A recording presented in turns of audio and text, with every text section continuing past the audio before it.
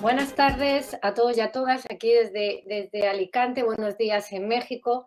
Vamos a iniciar la segunda mesa de este congreso, en esta segunda sesión, y la vamos a empezar desde Zacatecas con las investigadoras Arlet Canchino y María Isabel Terán. Arlet es licenciada en Letras por la Universidad Autónoma de Zacatecas. Es maestra en estudios de literatura mexicana por la Universidad de Guadalajara y en la actualidad estudia el doctorado en estudios novohispanos también en la Universidad de Zacatecas, donde está realizando una interesante investigación acerca de la Malinche en el teatro mexicano escrito por mujeres.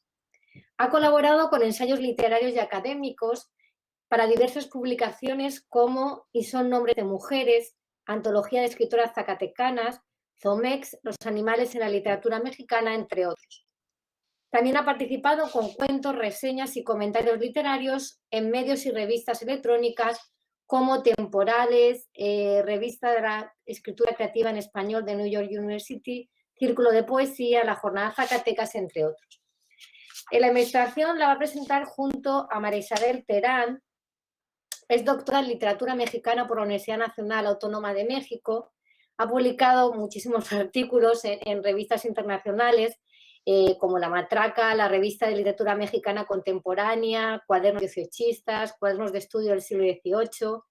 Es autora de muchas monografías, entre las cuales pues, podemos destacar La irreverencia y desacralización satíricas, La relación verífica de la procesión del Corpus de la ciudad de Puebla en 2011, La sátira y otras formas de crítica o subversión en la literatura novohispana de 2015, o Religión, Rey y Patria, la obra poética de Manuel Quiroz y Campo Sagrado de 2017. Bueno, pues bienvenidas y cuando queráis tenéis la palabra. Voy a dar inicio en esta presentación sin antes agradecer a las organizadoras, Beatriz Aracil y Mónica Ruiz, por la invitación, y a la doctora Isabel por trabajar conmigo en este proyecto. Sin más, voy a iniciar porque el tiempo lo amerita y entonces pues tenemos que avanzar porque es muy poquito tiempo. Titulamos nuestro trabajo como Cortés y Moctezuma, dos héroes burlados en la dramaturgia de tres escritoras mexicanas: Rosario Castellanos, Sabina Berman y Jesús Rodríguez. Para empezar, me gustaría mencionar que la apropiación de la historia que se hace en la dramaturgia mexicana se realiza para responder a intereses estilísticos particulares y para superar cuestionamientos sociales de la época sobre la identidad del mexicano. Ayer lo veíamos un poquito con el doctor Hugo, respecto a todo este bagaje cultural que existe en la literatura, en la dramaturgia mexicana. Dos acontecimientos importantes marcaron la producción dramática de México en el siglo XX. El primero de ellos es la publicación del Laberinto de la Soledad en 1950, que hace hincapié en este supuesto sentimiento de inferioridad del mexicano respecto a la entrega voluntaria de la Malinche como madre simbólica al conquistador español. De esta manera, los dramaturgos de este tiempo lo que hacen es un revisionismo crítico para desmitificar las figuras de la conquista y ofrecer versiones de los mismos distintas al maniqueísmo ideológico del siglo XIX. Así también se alejan de estas tendencias, digamos, románticas y melodramáticas de ese entonces.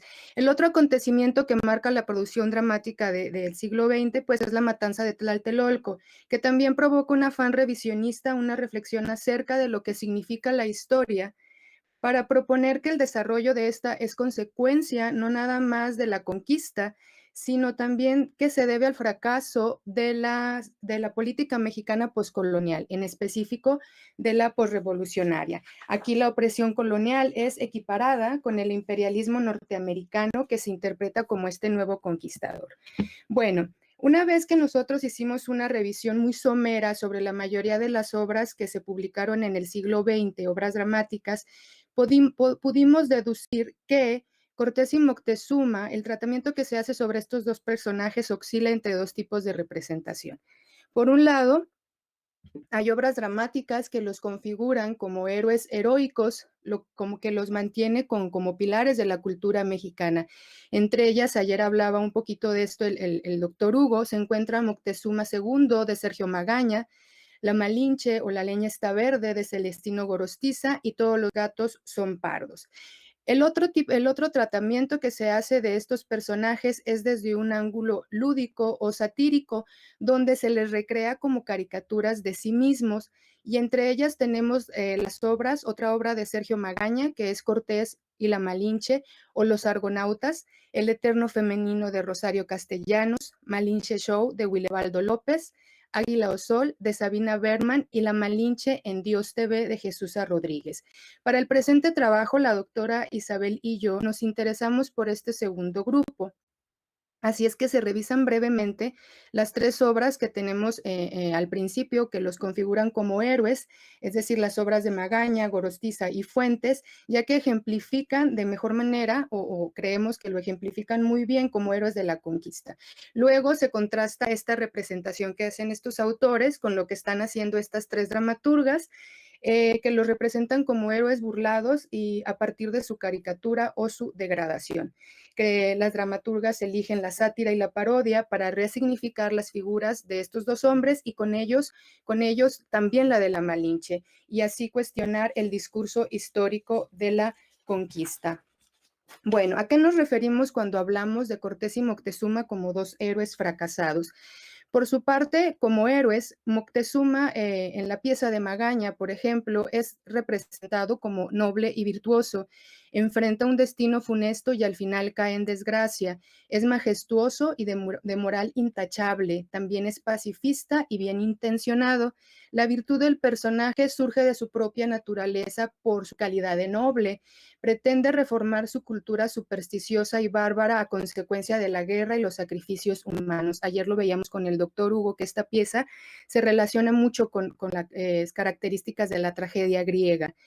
Por su parte, en lo que hace Fuentes es representarlo como la encarnación del sol o el dueño de toda la tierra conocida, es el último emperador mexica. Pero también este personaje, de acuerdo con el autor, teme perder todo lo que tiene y este temor lo pasma. No sabe qué decisión tomar ante las circunstancias que se le presentan. Entonces, él recrea la fatalidad. Por otra parte, Cortés como héroe pues se representa como una alternativa de ese héroe tradicional. Por un lado es enérgico, ambicioso, un buen estratega, es un civilizador del pueblo indígena por medio de la religión, pero al mismo tiempo es sanguinario y recio con sus hombres, es decir, es un personaje ambivalente que se recrea ni bueno ni malo y al mismo tiempo es débil y honesto, se enamora de la Malinche y a ella confía los temores de su destino. Esto es en la pieza de Celestino Gorostiza. En Todos los gatos son pardos de Carlos Fuentes, pues él se constituye como un don nadie que nada tiene que perder y esto le da la libertad de ambicionar y emprender la conquista de Tenochtitlan. También se configura como un idealista, pues representa a los desposeídos y eso también le da el derecho a la ambición. Entonces él recrea, como lo mencionaba el doctor Hugo ayer, la voluntad del hombre, ¿no? ¿En qué estriba el fracaso de estos dos personajes? Bueno, en las tres obras analizadas de estos tres hombres, Cortés y Moctezuma son tratados con la seriedad que caracteriza al héroe, ya sea en una escala de valores tradicionales, como la virtud y la nobleza, o con rasgos alternativos como la ambivalencia de sentimientos, esa debilidad y honestidad, ¿no? Pero en todos los casos, el lector o espectador siente simpatía por ellos, porque están cercanos a la ambigüedad del hombre contemporáneo. Su fracaso estriba en que no tienen cabida en ese nuevo orden que ayudaron a gestar, y esto así que su esfuerzo individual queda ahogado por las circunstancias que los rodean. Y esto se ejemplifica muy bien en la pieza de Fuentes, donde ese fracaso está determinado por las grandes instituciones en el siglo XVI, por la corona, y en el siglo XX, donde realiza su pieza, por las instituciones de gobierno, como pasa en la matanza de Tlatelolco. Bueno, la propuesta que nosotros encontramos en las piezas de Rosario Castellanos, de Sabina Berman y Jesús Rodríguez es que Cortés y Moctezuma son parodiados, rebajados de figuras heroicas a personajes de dudosa moralidad. El objetivo de estas mujeres es destrozar la imagen que les otorga la historia oficial y dejar en evidencia la debilidad de los discursos patrióticos. Y al mismo tiempo lo que hacen es subvertir los roles, es decir, posicionar a la Malinche como un factor determinante en la conquista. Las tres obras en las que nosotros nos centramos o en las que encontramos este tono lúdico para representar a los personajes son El Eterno Femenino de Rosario Castellanos, publicada en 1975, Águila o Sol de Sabina Berman, publicada en el 84, y La Malinche en Dios TV de Jesusa Rodríguez, publicada en el 91. No me voy a detener mucho en dar una sinopsis acerca de las obras por cuestiones de tiempo, pero creo que la mayoría son fácil de identificar y tenemos algo de información sobre ellas. Bueno, voy a empezar con lo que pasa con el personaje de Cortés. En El Eterno Femenino y en Águila o Sol, la jerarquía entre el conquistador y la Malinche se suprime y sus papeles se invierten. Cortés es degradado de su aura de dignidad. De ser dueño de la situación en el proceso de la conquista, pasa a ser un mero instrumento de la venganza de la Malinche. Esto es en la pieza de Rosario Castellanos. En la obra de Sabina Berman es un personaje caricaturesco con un lenguaje ininteligible y solo la Malinche es capaz de darle sentido a todo lo que está diciendo y de traducirlo. Bueno, Cortés, desde el punto de vista de la Malinche, de Castellanos, es narrado desde la voz de la Malinche. Es ella la que está como contando la historia o representando la historia. Y lo describe o es representado más bien como un quejicas, un hombre abochornado por el calor de la costa veracruzana. Es torpe y pasivo, ya que no sabe cómo arreglárselas con su propia armadura, ni qué hacer con la situación que se le presenta, puesto que uno de sus hombres, por descuido, acababa de quemar sus naves, ¿no? Acaba de quemar sus barcos. Se le recrea con pasiones y vicios como la vanidad, la lujuria, la codicia y la brutalidad. Es un hombre anhelante de sexo en lugar de un ejemplar militar y estratega que busca llegar a Tenochtitlan para conquistar el imperio mexica. En este sentido, es un personaje satirizado que se relaciona con aspectos meramente mundanos. En lo que respecta a la pieza de Sabina Berman, pues es una caricatura de sí mismo, ya que se parodia su incapacidad de comunicarse con los habitantes del Nuevo Mundo. Este rebajamiento o degradación del lenguaje se representa a través del manejo que hace este personaje, que es un galimatías de latín, castellano e inglés, donde se entremezclan también refranes, groserías y vulgaridades. Pero también hay un contraste con respecto a una actitud sanguinaria del personaje. Esto es contradictorio y lo recrea también como un personaje hipócrita, porque mientras los enviados de Moctezuma desean hacerle un sacrificio humano en honor a su presencia, él se azora y se asusta, pero luego más adelante en la pieza él se constituye como una tila al asesinar a todos los indios en la matanza del Templo Mayor. Entonces hay ahí también es un personaje hipócrita en este sentido y también es oportunista, burlón, traidor y un falso cristiano. Al mismo tiempo, Sabina Berman lo animaliza junto con sus hombres, puesto que al observar el tesoro de Moctezuma, todos adoptan actitudes o gestos siamescos como signo de su ambición ante el tesoro del emperador mexica. ¿Qué pasa con Moctezuma? Bueno, el principal rasgo que caracteriza a Moctezuma en estas piezas es su cobardía.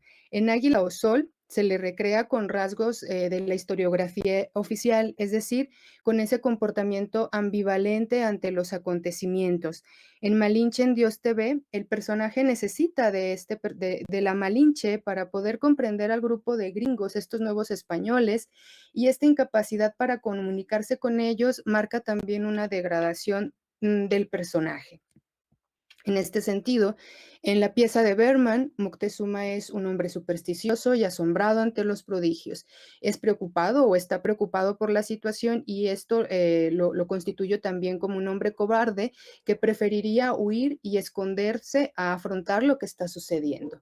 Existe en él, pues, una degradación paulatina, ya que poco a poco pierde su estabilidad mental. En sueños se le presenta su destino como el principal causante de la muerte de su pueblo.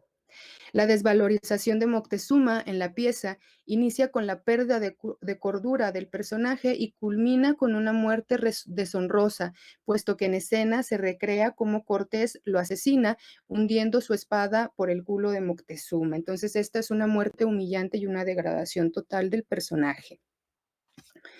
En la pieza de Rodríguez, Moctezuma, otra vez como pasaba en Castellanos, es descrito, pero aquí de forma mucho más evidente, es descrito desde el punto de vista y la voz de la Malinche, y esta lo recrea como un hombre despistado y ajeno a lo que está sucediendo, así como una aduladora a los gringos, que como mencionaba, son los nuevos españoles en la época contemporánea desde la visión de la autora. También es ingenuo e ignorante y el desconocimiento del idioma y de sus interlocutores trae graves consecuencias para su territorio. Por ejemplo, el secuestro de Moctezuma, perdón, de Cuauhtémoc, que pues no es más que Cuauhtémoc Cárdenas trasladado a la época contemporánea con base en lo que hace Jesusa. Moctezuma es un emperador que no está a la altura de las circunstancias que representó para el México del siglo XX la llegada de la modernidad y el imperialismo norteamericano, ambos aspectos metaforizados en esta nueva versión de la conquista. Ya para cerrar, las conclusiones a las que nosotras llegamos después de este contraste con estas obras que los configuran como héroes y luego con lo que hacen estas autoras, es que la satirización que hacen estas tres mujeres es en beneficio de un cambio de jerarquía y de roles. En la dramaturgia escrita por mujeres de la segunda mitad del siglo XX, por lo menos en estas tres autoras, en esta dramaturgia, Cortés se representa como ignorante, lascivo, lúbrico, vanidoso, sátiro, inexperto, oportunista y burlesco. Moctezuma, por otro lado, es ignorante, sumiso, cobarde y humillado. Ninguno posee el heroísmo necesario para dignificar la gesta de la conquista, por eso ambos necesitan de un intermediario, que en este caso es la Malinche. La burla de los emblemas masculinos de Cortés y Moctezuma hace que el personaje de la Malinche trascienda sin necesidad de ser un personaje principal.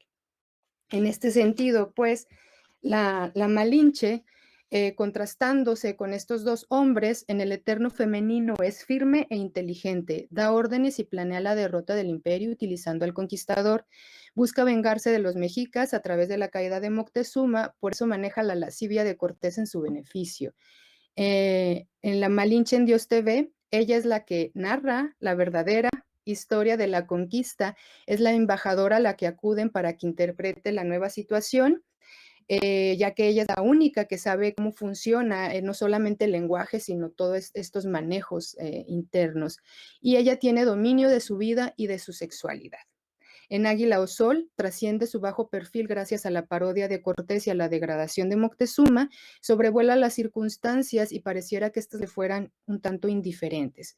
En todas se niega el ideal romántico de la Malinche enamorada del conquistador que se da sumisa y fascinada al extranjero. Su entrega física es solo parte de sus planes o es un asunto sin relevancia para la identidad del personaje, y esto es muy interesante porque justamente en la sexualidad de la Malinche es en la que se sustentan muchas de sus funciones o estereotipos en las que ha sido encasillada. Esa sería por mi parte mi presentación. Ya ahorita al final, si hay alguna duda, pues con gusto solucionamos. Gracias. Bueno, muchísimas gracias, Arlet, primero por ajustarte tan escrupulosamente al tiempo. Las dudas las vamos a dejar para el final de la mesa, ¿vale? Recuerdo que podéis seguir el seminario en YouTube y luego al final de las tres intervenciones pues abriremos el turno de preguntas, ¿no? Muchísimas gracias a la profesora Isabel Terán y a Arlet por esta presentación tan interesante. Yo creo que también se hacía necesario este recorrido, ¿no? Por una visión de un Cortés y un Moctezuma, como habéis presentado, como héroes fracasados, una degradación de los personajes que no encontramos en otras obras y que parece un trabajo interesantísimo y muy, muy necesario. Bueno, pasamos ahora volamos de Zacatecas a Alicante en 10 segundos y continuamos ahora con alguien de la casa, con María Miranda. Ella es una joven investigadora de la Universidad de Alicante.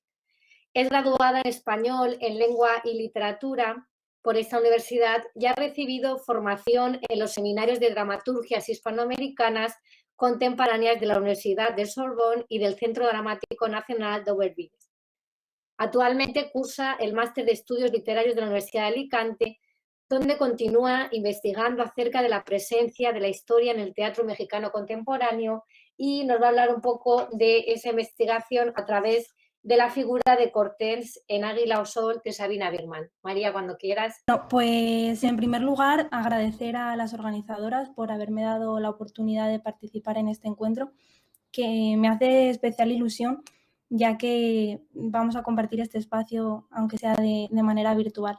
De hecho, me han sido muy útiles tanto las conferencias anteriores como todo lo que acaban de comentar Arlet Canchino y María Isabel Terán a propósito de la figura de Cortés en la obra de Sabina Biermann, porque las ideas que voy a ir presentando a continuación se van a centrar en el modo en el que esta dramaturga consigue, sobre todo a partir del recurso de la parodia que ellas mencionaban, realizar una alteración de la historia oficial y en cómo todo ello repercute en la construcción del personaje histórico, prestando especial atención a la figura de Cortés.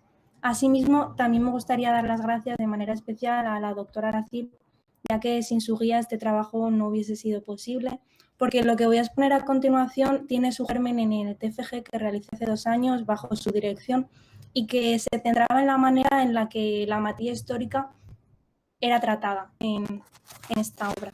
Bueno, acerca de la obra de Águila o Sol, debemos decir que se estrena en el año 84, por lo que se ha ubicado en el contexto del teatro del quinto centenario, un momento en el que, como saben, el interés por lo histórico se va a ver reavivado, ya que se va a volver la mirada al momento de la conquista para cuestionarse qué es lo que ha ocurrido 500 años después.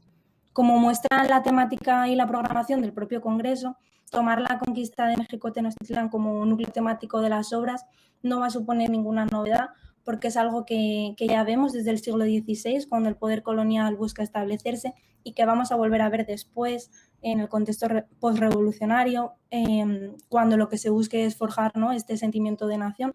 Pero ahora, en el momento de la descelebración, esa representación de los hechos históricos va a dar un giro y no vamos a encontrar ese gran relato épico de la conquista, porque los autores ya no entienden la historia como se entendía en el XIX. Entonces, las obras de esta generación de dramaturgos, de la nueva dramaturgia mexicana, que es el grupo al que pertenece Biermann, van a llevar al espectador no solo a revisitar el pasado, sino también a reinterpretar a partir de los hechos de algunos aspectos de la situación mexicana del momento.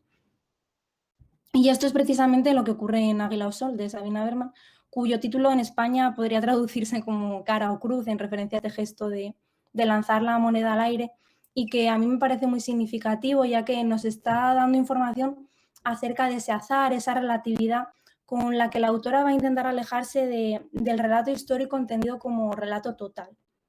Bien, como ya venía anticipando, el núcleo temático de la obra es la conquista de México Tenochtitlan, y lo que vamos a ver en escena es ese primer encuentro entre las dos civilizaciones.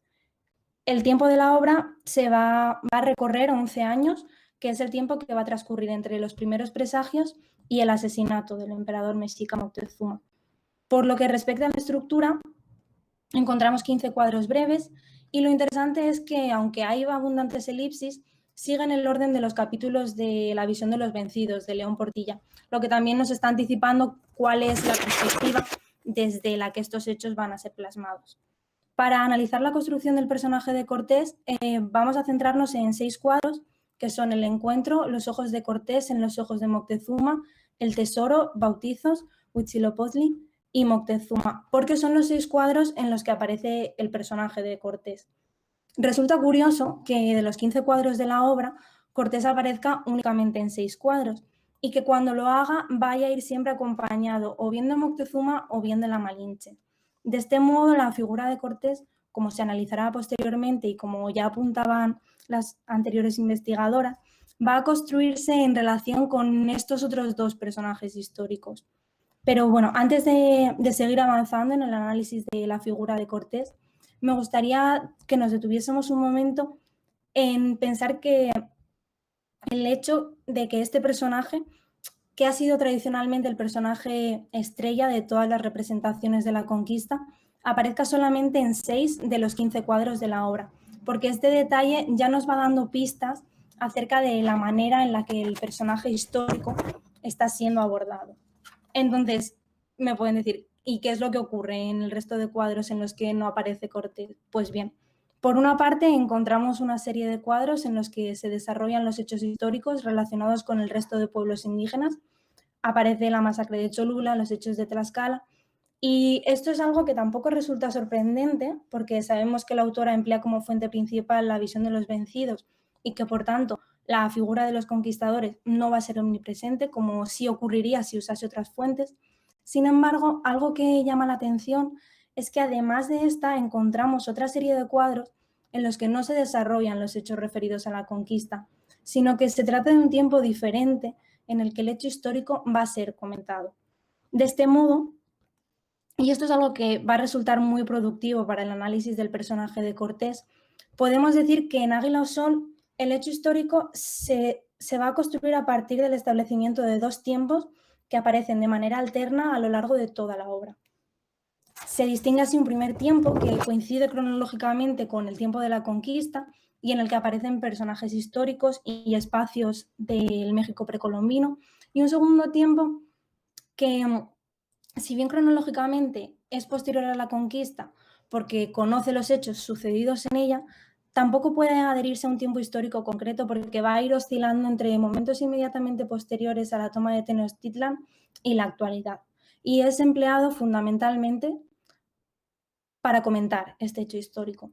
Esta división bipartita de la que estoy hablando se va a extender también a los personajes y vamos a encontrar así un primer grupo que va a estar constituido por aquellos que participaron oficialmente del momento histórico de la conquista de México y que, por tanto, los consideramos personajes históricos. Este primer grupo va a ser en el que se integre Cortés. Después distinguimos un segundo grupo que va a estar formado por personajes que sí son conocedores del desenlace y que, por tanto, no participan de los hechos históricos, aunque en ocasiones se puedan situar cronológicamente allí. Sobre el primer grupo es sobre el que la autora va a aplicar toda una serie de recursos que van a permitir la parodia, con el objetivo de ofrecer esta nueva lectura de ellos, que apuntaba Riz, que en vez de, y cito, en vez de reafirmar una percepción histórica, apunta a la desestabilización de los mitos históricos. Es decir, para ejercer esta parodia, la autora va a basarse principalmente en el lenguaje y en la gestualidad con lo que va a dotar a los personajes históricos. Y en los 6 cuadros en los que Cortés aparece, vamos a ir viendo su progresiva degradación tanto desde el plano fónico, es decir, a partir del lenguaje, como desde el plano visual, a partir de su gestualidad. Y uno de los cuadros más ilustrativos en referencia a... Lo he destacado porque es el cuadro en el que vamos a ver por primera vez esta interacción entre indios españoles y además va a ser la primera vez en la que el espectador escuche hablar a Cortés. Y es significativo que lo haga a partir de las siguientes palabras.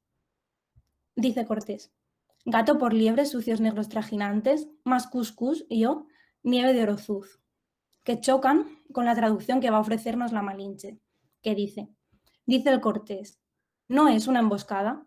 Esta dinámica, o sea, la de Cortés expresándose con un lenguaje que se sitúa fuera de la lógica, junto a la Malinche, que racionaliza la intervención, va a repetirse a lo largo de toda la obra, como puede verse en los siguientes ejemplos.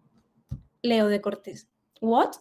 Azco, azco, desenvaina la espada, a los salvajes, mojigatos. A lo que Malinche traduce: espera, Cortés, no los mates, te sacrificaban un hombre como si fueses un dios. Encontramos otro ejemplo que también resulta significativo cuando Cortés dice: oí, mexicanos, oí, 10 aztecas versus 1000, y los aztecas, bravo. A lo que la Malinche traduce: ha escuchado el dios que son los mexicanos muy bravos, que un mexicano vence a 10 perfectamente. De nuevo, encontramos a Cortés diciendo: morn, morn, cascarita, hispanos versus mexicanos. Quiere medirlos, le dice la Malinche. Mañana se hará en la playa un torneo. Se guerreará por parejas, hombre blanco contra hombre indio. Vemos así como este recurso lingüístico se sustenta fundamentalmente en enfrentar la forma de hablar de Cortés con la del resto de personajes que sí hablan un español correcto. Y este recurso va a ser el que permita, en primer lugar, poner en escena el problema de la incomprensión lingüística, porque la Malinche va a ofrecer una traducción simultánea, tanto para el espectador como para el resto de personajes de la obra, y de este modo la imagen de Cortés, como un ser pues extraño, ajeno, pasa de los indios al propio espectador, pero además, y provocado precisamente por esta visión de Cortés como un ser ajeno y enajenado, este recurso va a permitir situar lingüísticamente a unos personajes por encima de otros. En este sentido, el papel de la Malinche es clave porque va a permitir desautorizar la figura de Cortés. Me explico. Al ser ella la única capaz de descifrar el lenguaje esquizofrénico de Cortés, es ella quien va a manejar el discurso a su antojo, reafirmando su papel de autoridad sobre el de Cortés. De este modo, el público, que sí comprende el vocabulario que Cortés utiliza, percibe cómo es la Malinche quien dota de logicidad ese discurso y se produce así una ridiculización del héroe que es la que va a provocar la risa. De este modo, el lenguaje desempeña un papel fundamental en la desmitificación de Cortés, porque al introducir un lenguaje actual, vemos, por ejemplo, como dice Moctezuma: ven y descansa, toma posesión de tus casas reales, da refrigerio a tu cuerpo. Pásenle a su casa, señores nuestros. Plagado de expresiones que rozan lo vulgar, ya chingué, dice Cortés. El lenguaje produce una desacralización de la figura del héroe y nos muestra sus argucias no como una muestra de su astucia y de su capacidad estratégica, tal y como tradicionalmente se había venido representando, sino como fruto de su mezquindad. Dice Cortés: pocarito, paso. Bluff yo, ve, 5 ases, digo 4, chécame las mangas. A lo que la Malinche traduce: tenga fe.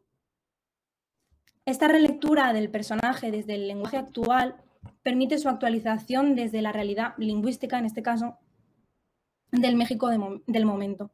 Así, el acento latino y el uso de expresiones en inglés por parte de Cortés hacen que la risa en el espectador se vea provocada, y cito de Cucuel, tanto por un efecto del distanciamiento como de la contemporaneidad de los hechos.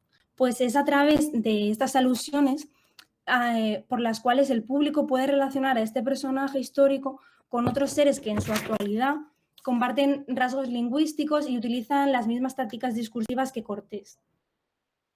En referencia al recurso gestual, son especialmente demostrativas las acotaciones que encontramos en el cuadro del Tesoro, que es el cuadro que pone en escena el robo del oro de los mexicas por los soldados españoles, liderados por Cortés. Podemos observar en este cuadro cómo los españoles van a sufrir un proceso de animalización que los va a mostrar como seres embrutecidos. Leo: el soldado empieza a aplaudir como foca, van adquiriendo gestos simiescos, y cuya gestualidad, de manera progresiva, va a ir acercándose a la de los títeres del Guiñol, gracias a lo hiperbólico de sus expresiones. A los blancos se les abren las bocas, los ojos, las manos, y a la brusquedad y a la simpleza de sus movimientos, que ya se han podido ir viendo en otras escenas de la obra, pero que en este cuadro llegan a su culmen. Corre a tocar el tesoro, pero Cortés lo detiene. Engarróteseme ahí. Los españoles se abrazan, bailotean. Así, se exagera la enajenación de Cortés, a la que apuntábamos previamente cuando hablábamos del lenguaje, y se exagera también su distanciamiento con lo humano. Y se convierte Cortés literalmente en un pelele. Si el recurso lingüístico nos permitía degradarlo a un personaje manejado por la Malinche, el recurso visual lo va a degradar aún más hasta reducirlo a una figura totalmente carnavalesca. Se ve así como mediante estos recursos Cortés deja de ser el gran héroe que encontramos en el discurso tradicional y se deforma y se caricaturiza. Así, el espectador no se puede sentir ni intimidado ni admirado ante su hazaña, porque el discurso que construye Berman solo permite verlo desde la perspectiva del titiritero, desde arriba.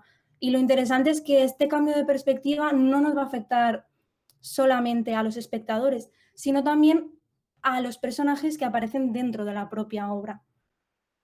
Ese es un recurso muy interesante porque por boca de este segundo grupo de personajes va a interpretarse lo acontecido, lo histórico, y se va a ofrecer una valoración del mismo al público desde dentro del escenario. Un público que a su vez va a reinterpretar esta visión del personaje y así va a ser conducido a reflexionar acerca del episodio histórico que en un principio, gracias al lenguaje y a la gestualidad, solamente le ha hecho reír, pero que gracias a este segundo grupo de personajes puede relacionar con su presente.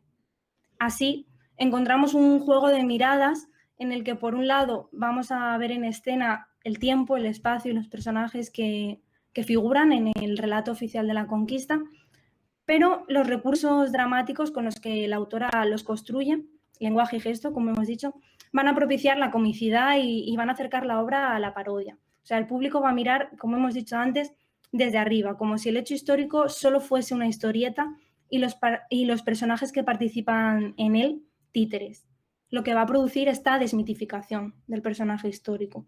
Por otro lado, esta segunda parte del cuadro va a devolver al espectador la mirada al frente, ya que le va a permitir reencontrarse con personajes a quien sí puede percibir como sus semejantes y por quienes sí puede sentir empatía.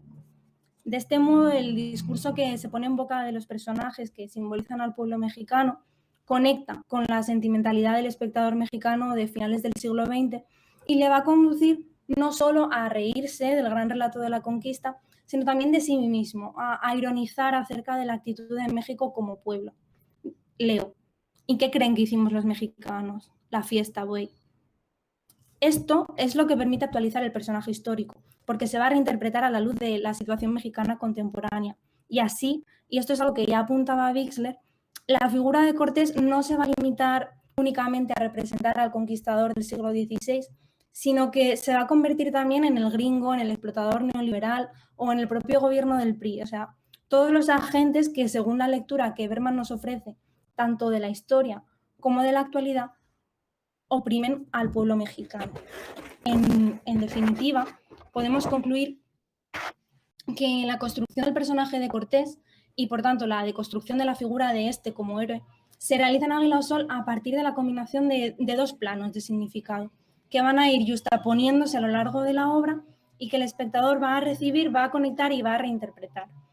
En el primero de estos planos, el público ve, como hemos dicho antes, directamente, gracias al lenguaje y a la gestualidad empleada, esta parodia del personaje histórico sobre el escenario.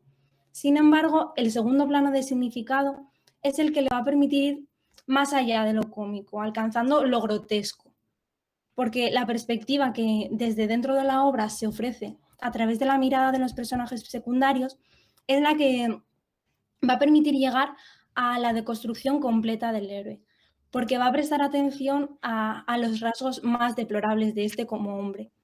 Esto permite mostrar la violencia que Cortés ejerció y, sobre todo, permite conectarla con la que las personas que comparten estas características con la figura histórica ejercen en su presente.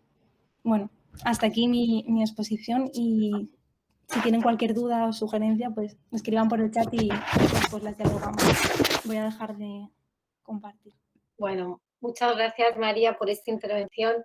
Yo creo que es una revisión necesaria, ¿no?, de cómo la materia histórica es tratada por Sabina Berman, ¿no? Es una lectura necesaria, muy interesante. Bueno, y terminamos la mesa con la profesora Beatriz Aracil, que presentar a la profesora Aracil yo me da un poco de miedo escénico, ¿no?, partiendo de términos teatrales. Primero porque es una persona, una investigadora a la que admiro y quiero, y a la que lo mucho o poco que yo sé de teatro, pues se lo debo a ella. Entonces, ser objetiva con quién es tu maestra, pues requiere, creo que un poco de grandes dosis, ¿no?, de contención actoral, que voy a intentarlo. La doctora Beatriz Aracil es profesora titular de Literatura Hispanoamericana en la Universidad de Alicante, donde es especialista en literatura colonial. Sus principales líneas de investigación giran en torno al teatro virreinal, la crónica de Indias y, de forma más amplia, la relación entre literatura e historia en América Latina hasta la época actual. Es autora de unos monográficos que son referentes, como por ejemplo el del Teatro Evangelizador, publicado en Bolzón en 1999, o el de Abel Pose, publicado en 2004 por la Universidad de Alicante. Es responsable de la edición de numerosos trabajos, como En torno al personaje histórico, Fiesta y teatralidad de la pastorela mexicana, Fiesta religiosa y teatralidad popular en México, América en el imaginario europeo, espacios compartidos en el teatro contemporáneo, así como numerosos artículos y trabajos en obras colectivas en diferentes revistas nacionales e internacionales. De igual modo, ha prestado atención a la figura de Hernán Cortés como cronista y como personaje en obras de creación, siendo su publicación más destacada en este sentido, Yo, don Hernán Cortés, reflexiones en torno a la escritura cortesiana, que yo creo que es ya un referente imprescindible para los que nos acercamos a la figura de Hernán Cortés. Cuando quieras, Beatriz. Muchas gracias, Mónica. Y bueno, muchísimas gracias a las compañeras que hoy están conmigo en la mesa. Es un gusto estar con vosotras. Bueno, voy a presentar entonces ya. Creo que ya estaréis viendo la presentación de diapositivas. Y quería comenzar con una frase de Carlos Fuentes, a quien ya citaba Arlet antes, en ese prólogo a su pieza teatral Todos los gatos son pardos de 1970, en el que advertía: en México, preguntarse quién soy yo equivale a preguntarse qué significa toda nuestra historia. Y más adelante definía a los dos personajes que protagonizan esta primera mesa de comunicaciones de hoy del siguiente modo: si Moctezuma es la tragedia avasallada por la historia de los vencedores, Cortés es la historia contaminada por la tragedia de los vencidos.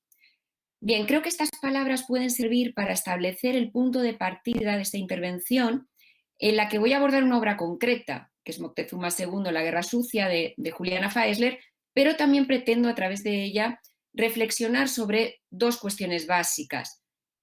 ¿De qué manera, a través de la creación teatral, se puede dar hoy una respuesta a la pregunta por el ser mexicano y su historia? Y, centrándome ya en el personaje que nos ocupa, ¿cuál es el papel que continúa jugando la trágica figura de Moctezuma en esa reflexión identitaria? Bien, desde luego la importancia del tlatoani azteca para el imaginario colectivo mexicano se da ya desde el mundo colonial. Como ha demostrado Miguel Zugasti en un excelente artículo publicado recientemente, las danzas o mitotes indígenas no solamente mostraban el esplendor del mundo náhuatl, sino también el dolor por la prisión del monarca azteca. Y precisamente desde esa dimensión trágica, Moctezuma ha sido rescatado a su vez por los dramaturgos, no solo mexicanos, del siglo XX, cuyo interés se ha centrado, como ya destacó María Sten, en el análisis psicológico del que fue una de las principales víctimas de la conquista, y con ello las ambivalencias de esta figura, amada, odiada por el pueblo, reverenciada y temida, marcada por las profecías que anuncian su corta vida y el fin del imperio, que lucha por mantenerse en el poder, pero también huye y finalmente entrega ese poder a Cortés. Bien, asumiendo en buena medida estas contradicciones, un joven Sergio Magaña compone en 1953 la que es sin duda la pieza más significativa sobre el personaje en la historia del teatro mexicano, Moctezuma II, obra que él mismo definió como la primera tragedia mexicana.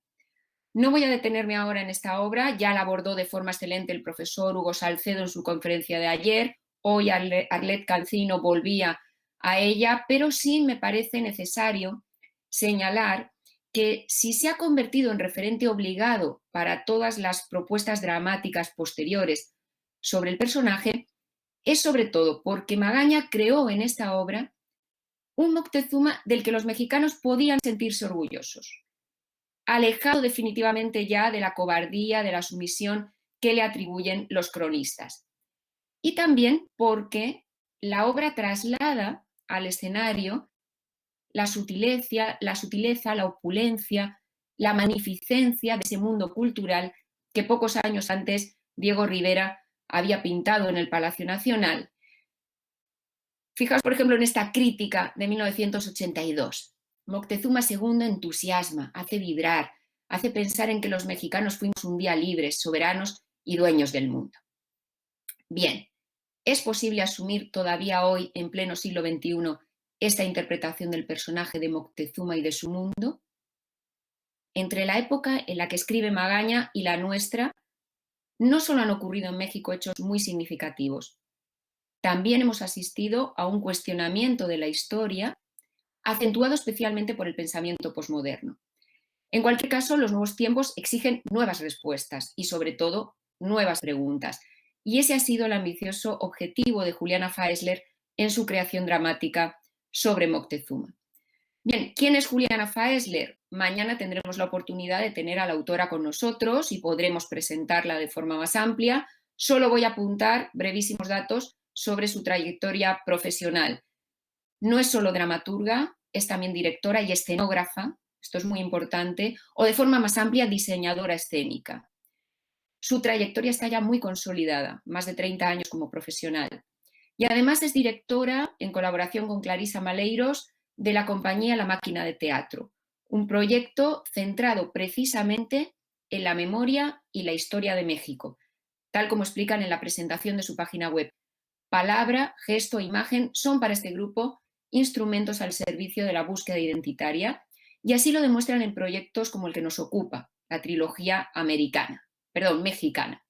Aunque, como he dicho, volveremos mañana a esta trilogía de la mano de la propia Faesler, voy a adelantarles ya de forma muy rápida que la trilogía mexicana se centra en 3 grandes figuras del pasado indígena: Nezahualcóyotl, Moctezuma y la Malinche, que será la obra que abordará Faesler en su charla. Y también que las 3 obras tienen como punto de partida una indagación sobre lo que las fuentes históricas dicen del personaje, pero también sobre lo que el personaje, desde su mismo nombre, significa para el mexicano actual. Vamos entonces a centrarnos ya en Moctezuma II. Y atendiendo ya a la construcción dramático-histórica que hace Faesler de Moctezuma y comparándola de alguna manera con la de obras anteriores, y claro, en especial con esa imagen tan potente de Magaña en la obra de los 50, yo señalaría ya 2 peculiaridades. En primer lugar, en lugar de centrarse en el personaje mismo, Faesler asume las contradicciones del destino trágico de Moctezuma para subordinarlos a la narración, ahora volveré a este término, de la conquista como guerra sucia. De este modo convierte a los mexicanos, a los de entonces y a los de ahora, que sufren esa guerra sucia y que se rebelan ante ella, en los verdaderos protagonistas de la obra. Segunda peculiaridad, consecuencia de la anterior. Lo que le importa a Faesler no es tanto explicar al personaje, aunque no elude este propósito, como el enfrentamiento entre 2 mundos en el que se ve envuelto Moctezuma, sus consecuencias y sobre todo sus paralelismos con otros hechos ocurridos en el México contemporáneo. Por ello, el, digamos, tenue hilo conductor de la pieza se prolonga más allá de la muerte de Moctezuma, hasta el asedio de la capital azteca y el llanto de los vencidos. Bien, ¿cómo se desarrollan escénicamente esos acontecimientos? Insisto, entre la propuesta de Magaña y la de Faesler dista más de medio siglo.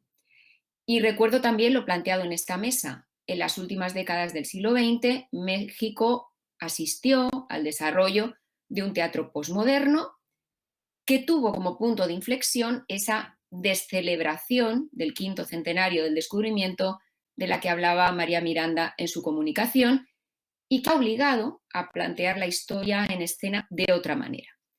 En este sentido, creo que, aunque la creación teatral mexicana puede situarse ya en otra etapa, algunas de las características del teatro posmoderno permean en las formas dramáticas, o quizás sería mejor decir escénicas, del siglo XXI. Yo voy a destacar 3 rasgos de Moctezuma II que pueden ser entendidos como evolución y superación de la concepción posmoderna y también de otras fórmulas que se comentaron, por ejemplo, ayer, la brechtiana, ¿no? Pero que a su vez nos sitúan ante una concepción escénica propia de nuestro siglo. El primero de estos rasgos, la narraturgia, el predominio en la pieza de lo que Sanchis Sinisterra denominó así, la narraturgia, ese situarse en los límites entre la narratividad y la dramaticidad, que puede manifestarse de muchos modos en el texto teatral, pero que en este caso tendría que ver con 2 modalidades ya señaladas también por el propio Sanchis Sinisterra que se entrelazan en la pieza. Una, en buena parte del montaje, no en todo, pero en buena parte, los actores narran al público una historia en la que se sienten implicados. Si tuviéramos que utilizar las palabras de Sanchi Sinisterra, el narrador, en nuestro caso los narradores, está directamente implicado en la acción, de modo que funciona en un doble plano, no solo ficcional, demiurgo, personaje, sino también espacio-temporal, aquí y ahora, de la representación ante el público, allí y entonces, de las circunstancias evocadas. En ese tipo de dramaturgia puede ocurrir que los personajes evocados se conviertan a su vez en narradores. Bueno, vamos a ver a modo de ejemplo un momento de la obra en el que Moctezuma aparece por primera vez en escena. Yo, Moctezuma, sabía. Yo, Moctezuma, había soñado, había meditado. Me habían venido a decir los dioses que todo esto sucedería, que llegaría. Yo, Moctezuma, era un hombre prudente, era un hombre creyente. Sabía que tarde o temprano mi reino acabaría, que el tiempo de los mexicas terminaría, que llegaría a su final. Moctezuma mandó a varias embajadas a encontrarse con los extraños. Y un día mandó a sus brujos a hechizar, embrujar o embobar a los españoles. Los que mandó eran nigrománticos y adoreros para que con sus encantamientos los maleficiasen. Tampoco pudieron hacer nada, porque antes de que llegasen a ellos, se toparon con un borracho en el camino y no pasaron adelante. Bien, como vemos, la actriz que habla por boca de Moctezuma no lo hace para dialogar, sino para narrar en primera persona, desde un supuesto presente, cómo asumió la llegada de los españoles y a continuación para explicar en tercera persona sus primeras decisiones al respecto. Y esto nos lleva a una segunda modalidad, porque lo que reproduce la actriz Moctezuma y el resto del grupo son los testimonios recogidos en lo que León Portilla definió como visión de los vencidos. Nos encontramos entonces ante un material inserto en los intercambios dialogales de los personajes que parte de la reflexión sobre estos textos con una intención muy distinta a la que acabamos de ver, por ejemplo, en Sabina Berman. Les muestro el que es probablemente el ejemplo más claro, que es el recitado final del Anónimo de Tlatelolco. En los caminos yacen dardos rotos. Los caminos yacen dardos cabellos están esparcidos. Los cabellos están esparcidos. Destechadas están las casas. Destechadas están las casas. Enrojecidas tienen sus árboles. Enrojecidas tienen sus árboles. Gusanos pululan por Gusanos calles. pululan gusanos calles Y las paredes están plazas. Las paredes están Las aguas están protegidas. Las Y aguas cuando las bebíamos, era como si cuando las bebíamos, cuando las bebíamos, golpeábamos en tanto los grupos de adorno. Y era nuestra herencia. y era nuestra herencia, una regla de verso. Con escudos, pues un resguardo. Con escudos fue su resguardo. Pero ni con escudos. Y con escudos Puede ser sostenida su soledad. puede ser sostenida su soledad. Bien, lo que me interesa mostrar de esta escena es cómo aquí los hechos evocados por la palabra tienen una mayor capacidad sugestiva incluso que la concretización escénica de lo que están narrando. Por tanto, Faesler, como planteaba Sanchi Sinisterra, está haciendo prevalecer el criterio de la eficacia estética de la palabra por encima de la escena. Bien, el segundo rasgo sería el humor, lo burlesco. Lo voy a citar muy brevemente y no voy ahora a mostrarles el vídeo correspondiente, simplemente les señalo que es un elemento desmitificador, cuestionador de la historia con mayúscula, pero que aquí no juega un papel predominante, como veíamos en las obras que citaban Arlet y María, sino que irrumpe en momentos concretos, pero muy significativos. Por ejemplo, aquí, el encuentro entre Cortés y Moctezuma, que es evidentemente un acontecimiento clave para los historiadores y para otros autores teatrales, pero que aquí se desacraliza totalmente porque se narra a través del relato de unos barrenderos actuales. Si hay tiempo, pues ya lo veremos más adelante. Tercer y último rasgo en el que sí quiero detenerme un poquito es la continua interrelación de tiempos. El pasado dialoga con el presente del espectador y con su propia memoria. Este diálogo queda reforzado por la caracterización misma de los actores y las actrices que aparecen ante el público, como ven, con ropa de obreros actuales, pero con máscaras que los identifican con determinados personajes. Por eso quería mostrarles esta imagen. Y cobra especial relevancia cuando se entremezcla el episodio de la matanza del Templo Mayor con la masacre de estudiantes en la Plaza del Tlatelolco en octubre del 68 y con el fracaso del movimiento zapatista a través de la incorporación de la sexta declaración de la Selva Lancandona. Respecto al primero de los hechos, explica la propia Faesler. Inmediatamente me quedó claro que podíamos entrelazar esas dos grandes heridas que tiene la ciudad, esas dos experiencias de los guerreros mexicas y de los estudiantes. Entonces decidimos juntarlas. Bien, no es desde luego Faesler la primera creadora que vincula octubre del 68 con lo ocurrido en la conquista de México Tenochtitlan. Nuestro compañero Víctor Sanchís ha publicado recientemente un excelente libro en el que recorre un amplio abanico de expresiones artístico-literarias en las que la masacre del 68 y la destrucción del mundo indígena que supone la conquista se resemantizan mutuamente y ha analizado en concreto algunas piezas teatrales que vinculan ambos acontecimientos. Lo que me interesa es ver cómo resuelve escénicamente Faesler en su obra esta interrelación. Les voy a mostrar también un fragmento de esta escena. El canto y el baile de los guerreros se engrandecía, se dilataba el tiempo, retumbaban los tambores, se oía la razón y se sentía la fuerza. Había francotiradores orientados en los techos. Los que han de matarnos se cubren una mano con un guante blanco. Pálido el guante. A las 6:10 de la tarde, relámpagos. Eran 3 luces, 3 como relampagantes fuegos, 2 verdes y una roja. Eran luces que alumbraban como un arco iris. Nosotros no sabíamos nada, no podíamos saberlo. Pronto se escuchó un disparo a la distancia. No supimos de dónde venía. ¡Agáchense!, decían algunos. ¡Nos van a matar! Acercaron a la gente. Cerraron la entrada del águila en el Palacio Menor, la de la Punta de la Caña, la de Serpientes de Espejos, y luego que hubieron cerrado, en todas ellas apostaron. La plaza era una ratonera. Ya nadie pudo salir.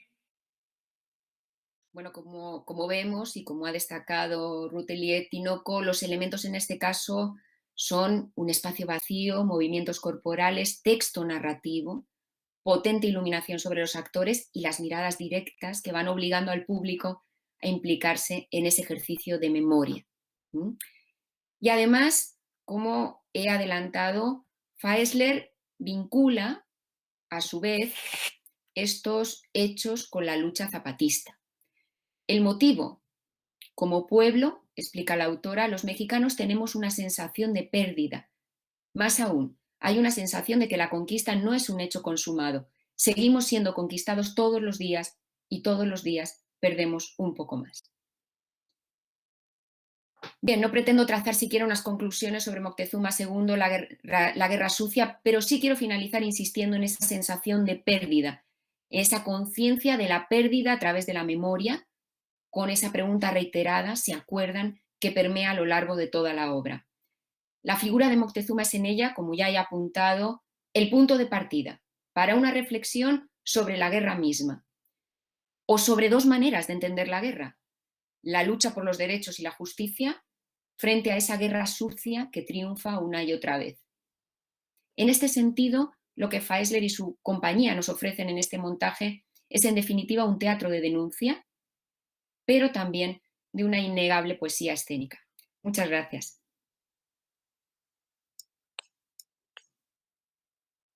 Muchísimas gracias a la profesora Beatriz Aracil por este recorrido, ¿no?, por la figura de Moctezuma, pero también de modo especial por esta interpretación tan interesante, ¿no?, que de este personaje hace Juliana Faesler, que vamos a tener la suerte de mañana que va a estar con nosotros. Bueno, yo quiero felicitar a todas las ponentes, una mesa de mujeres de esta primera sesión. Yo creo que ha sido una mesa excepcional, con unas aportaciones interesantísimas. Y ahora sí, abrimos ya el turno de YouTube para las posibles preguntas que nos quieran hacer.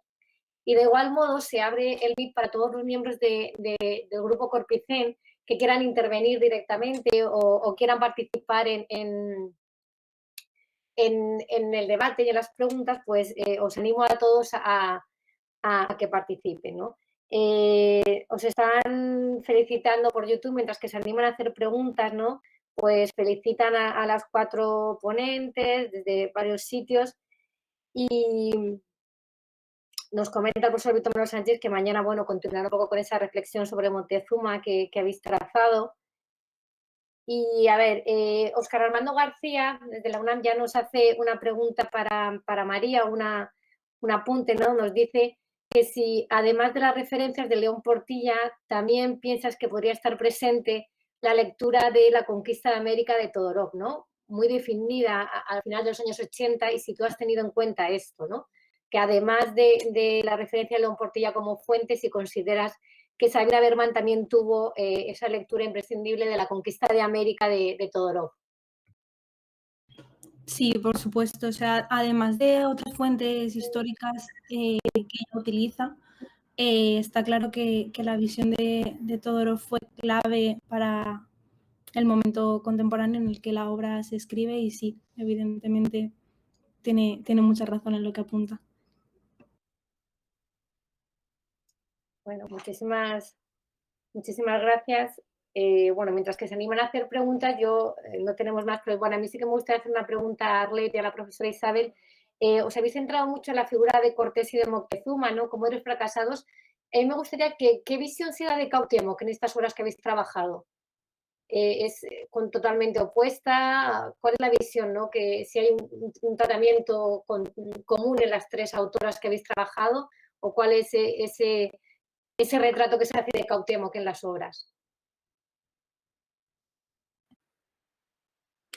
Bueno, en las obras en la de Castellanos, Cuauhtémoc no aparece. En la de Berman tampoco aparece, hasta donde recuerdo, y en la de Jesús R. Rodríguez, pues es esta actualización, aparece nada más referenciado como el que es secuestrado por los gringos, pero no, y es un paralelismo con Cuauhtémoc Cárdenas, porque Sabina Berman ubica el acontecimiento histórico justamente durante el salinismo, el periodo presidencial de Salinas, cuando compite contra Cárdenas y hay todo este asunto del fraude electoral, y entonces juega como con esa figura, ¿no? Como la víctima. O sea, en la de Jesús R. Rodríguez sigue siendo esa víctima, pero no hay un retrato tan específico o más bien más amplio de Cuauhtémoc en ninguna de las tres, no está.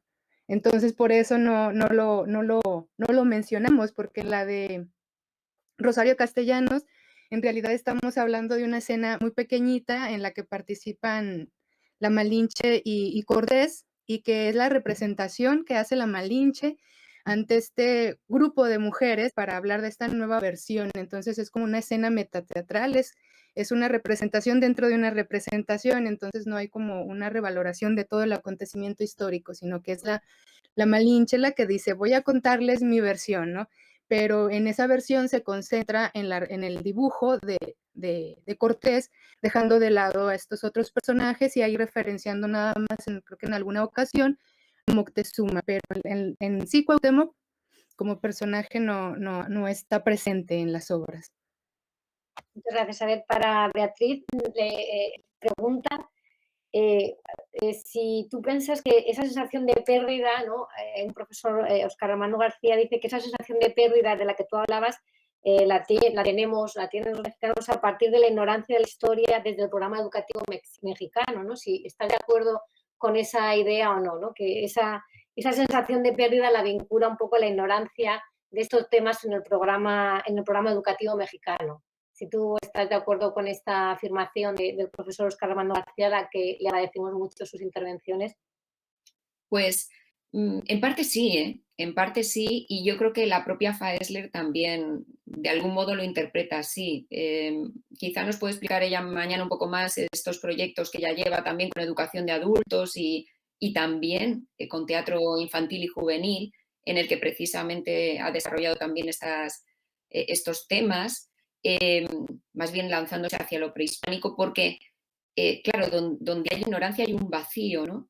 Pero sí es cierto, a mí me llamaba mucho la atención que ella haya vuelto a la identificación con ese México originario. Ayer Carmen Luna hablaba de Luisa Josefina Hernández y planteaba que Luisa Josefina no quería identificarse con los mexicanos como tales, como los mexicas de Ciudad de México, sino con el México originario, ¿no?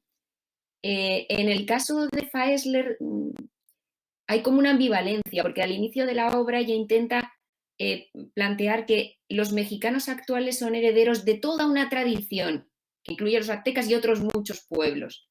Después ya se va centrando más en los actuales chilangos y su origen, ¿no?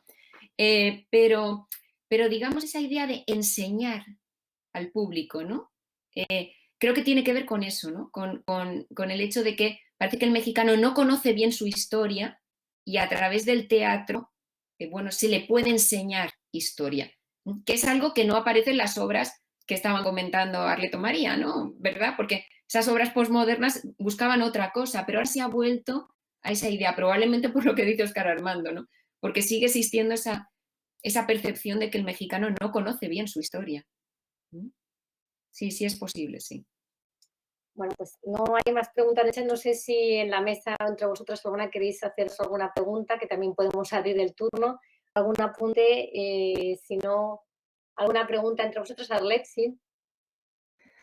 Bueno, a mí me gustó muchísimo la intervención de la doctora Beatriz en este sentido porque trabaja una de las piezas de Juliana Faesler. Yo estoy revisando la pieza de Malinche, Malinches. Entonces, al momento que estaba hablando sobre este asunto de la pregunta, estas reiteradas preguntas, también hay una pregunta reiterada en la pieza de Malinche, Malinches, y en ella es, ¿por qué les gusta tanto el oro? O sea, está este conjunto de testimonios y luego aparece esta pregunta y yo no entendía por qué. Entonces, hasta ahorita que con la presentación me doy cuenta. Entonces, no sé si en la de Nezahualcóyotl lo más seguro es que también esté una pregunta reiterándose a lo largo de la pieza. Yo había relacionado, o más bien había analizado la pieza desde el asunto del testimonio, esta de Malinche, Malinches, cómo un conjunto de mujeres están testimoniando acerca de su propia vida y al mismo tiempo la están entrelazando con la historia de la Malinche.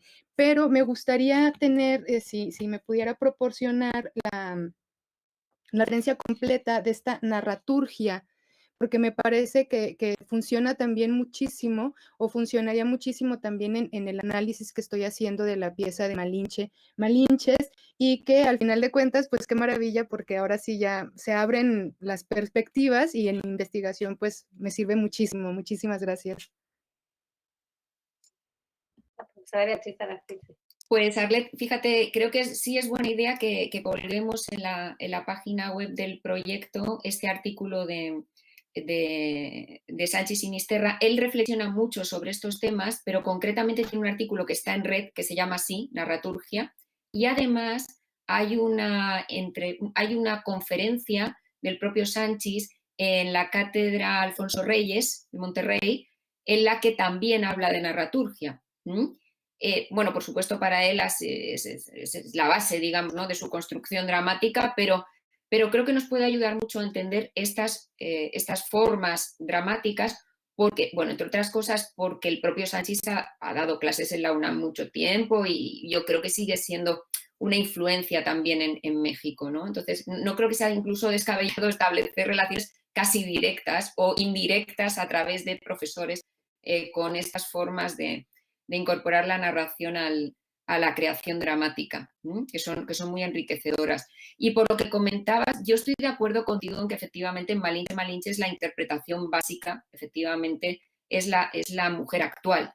Ella va, creo que en esa trilogía va desde el pasado hasta el presente, aunque recorre ambos tiempos. Efectivamente, Nezahualcóyotl es más una reflexión sobre el pasado, Moctezuma se sitúa como transición y Malinche ya es sobre todo una reflexión sobre la mujer de hoy. Mañana podremos ver cómo además esa reflexión ha evolucionado también hacia Internet, hacia un proyecto audiovisual y cómo está desarrollándose, ¿no? O sea, pero sí creo que efectivamente en las tres la narración es fundamental, ¿no? En la narración, pero no solamente en Faesler, también en otros títulos fundamentales de las últimas décadas mexicanas, la narración de distintas maneras ha sido fundamental, ¿no?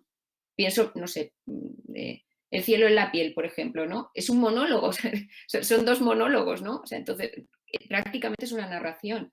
Entonces, obras que no tienen nada que ver, al final convergen también en esa característica. Bueno, pues no hay más preguntas, simplemente agradeceros a todas vuestras intervenciones, os felicitan por el chat, que han aprendido mucho con estas intervenciones, que ha sido una mesa estupenda. Bueno, Mónica, una cosa, ¿habéis visto la obra de Bergman representada? Porque ayer Hugo nos dejó con la incógnita, porque ya no nos dio tiempo a preguntarle, porque él sí la ha visto. Y a mí me parece una obra, no sé, para una sensibilidad mexicana, porque creo que un español no entendería nada, no se reiría, no. Y hace 2 años, Daniel Meirán, que sí había visto la obra, dijo, no, pero es que funcionó muy bien con el público mexicano, funcionó muy bien. No sé si tenéis vosotras la experiencia de haberla visto representada últimamente. Isabel ha pedido la palabra. No, pues no hemos tenido la suerte de verla. De hecho, no tenemos muy clara la noticia de cuándo se representó, ni dónde. O sea, la información que teníamos era que se había detenido precisamente su representación cuando estaba preparada para hacerlo. Y bueno, comentar que me ha encantado la mesa en relación a esta pregunta, porque, bueno, por una parte las dos ponencias que tratan sobre la ridiculización de estos personajes, pues como van en el mismo camino, van acertadas en el análisis, más o menos paralelas, y esta análisis que tú haces de esta obra sobre Moctezuma, pues completa muchísimo más el panorama, porque teniendo a la mano la representación y el texto, podemos ver mucho más allá las expectativas o las intenciones de los autores, ¿no? En este caso, pues, al limitarnos a las obras, pues es muy difícil porque podemos ver lo que dice el texto y analizar un poco las didascalias y imaginarnos cómo pudo haber sido esa representación, pero el ya ver el vestuario, el ya ver los movimientos, la gestualidad, la musicalización, pues realmente es otra cosa, ¿no? Y realmente podemos entender cómo el público se puede identificar mucho más allá con esos personajes representados. Entonces, bueno, sí es una lástima, ojalá que podamos encontrar esta representación para verla y tener otra perspectiva mucho más completa de la obra esta de Águila Oso. Bueno, yo jugaba con ventaja, porque gracias a la generosidad de Faesler, pues el proyecto tiene los 3 vídeos. Entonces, bueno, lo colgó en Vimeo durante un tiempo y creo que bueno, se le puede pedir y hay acceso a los montajes de Faesler, pero en cambio de Bergman yo no tengo noticia de que tengamos un material audiovisual que sería imprescindible, pero sí hay testimonios, o sea, que tenemos investigadores que han visto la obra y que no, bueno, a ver si pueden ayudarnos a reconstruirla, ¿verdad? Porque sería fundamental entender un poquito más, ¿no? Pero hay una última pregunta para María, hay una última pregunta que dicen que si consideras que la obra de Sabina Bergman iba dirigida a un público en especial, sobre todo por el tipo de lenguaje que utiliza. Pues bueno, iba a comentar al hilo de lo que estaban comentando mis compañeras, que cuando hablé con Sabina Bergman para la entrevista del TFG, ella nos decía que la representación de la obra se la encargaron de la Secretaría del Estado y después prohibieron su representación. Entonces, la idea era que iba a ser un teatro itinerante. Quizá por eso tampoco tengamos las fotografías de la puesta en escena y toda esa información. Yo he encontrado en internet alguna fotografía de algún cuadro, pero nada más, o sea, no hay mucha información. Y bueno, enlazándolo con la pregunta, a raíz de las intervenciones de ayer sí me dio por pensar que quizá también podría estar el hecho de que fuera un encargo quizá podría estar vinculado a una dirección hacia un público pues quizá adolescente. Buscando también información acerca de eso, había muchos críticos que decían que no lo veían adecuado por el lenguaje que utilizaba, porque era obsceno y vulgar. Sin embargo, yo creo que se puede acercar más al albur que a una obscenidad o a un vulgarismo, y en ese sentido yo pienso que sí podría ser perfectamente válida para un público adolescente, porque es algo que está naturalizado en el lenguaje mexicano. No sé si respondo a la pregunta. Sí, muchísimas gracias, de verdad, ya al final la gente se ha animado con las preguntas. Yo creo que ya nos hemos pasado ahora, yo creo que si no hay ninguna pregunta más, no sé si la profesora Isabel quería hacer alguna intervención o que levantó la mano o no. No, gracias. Bueno, pues entonces, como digo, terminamos esta primera sesión del segundo día de este seminario. Agradeceros a las 4 esta mesa, daros la enhorabuena. Ha sido unas intervenciones, yo creo que interesantísimas.